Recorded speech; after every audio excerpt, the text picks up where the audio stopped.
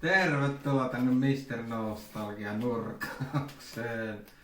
Mä oon tilannut tämmösen hatun itselleni, missä lukee Mr. Nostalgia logolla. Niin katsotaan minkälainen se on.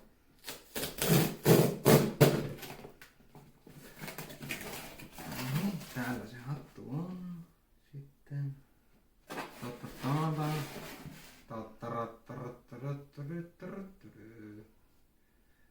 Tadaa! Mikäs ihmeen QR-koodi täällä on, mutta ei se mitään. Testataan.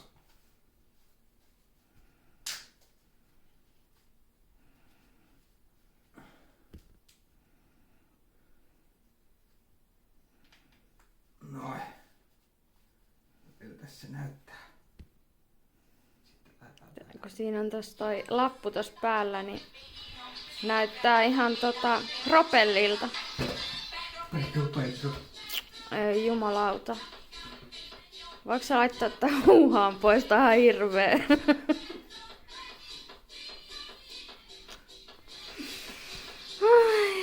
Näyttää ihan propellilta tossa, kun tossa on toi lappu päällä.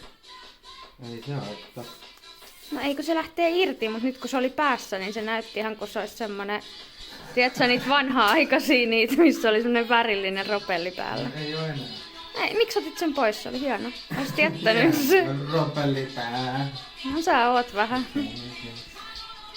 Ois kuvastanut sun. Hyvä biisi. Ei oo, kun ihan vitsi raivastuttavaa.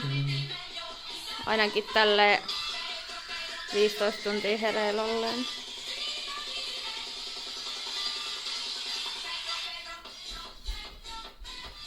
Eikö sun pitää vääntää sun naama tuolla?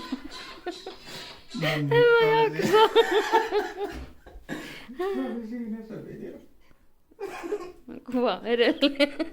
Olisiko parit muuvit vielä? Näytä. Näytä. No niin, nyt riittää. Näytä pari muuvia vielä. Näytä. Petro. Näytä. Enkä näytä. Onneksi tää on mun puhelimella kuvattu, niin tää jää mulle. Lähetä nyt se mulle ja lopeta tää. Laitan tää Facebookiin kokonaisuudessaan ja Etkä TikTokiin. laita.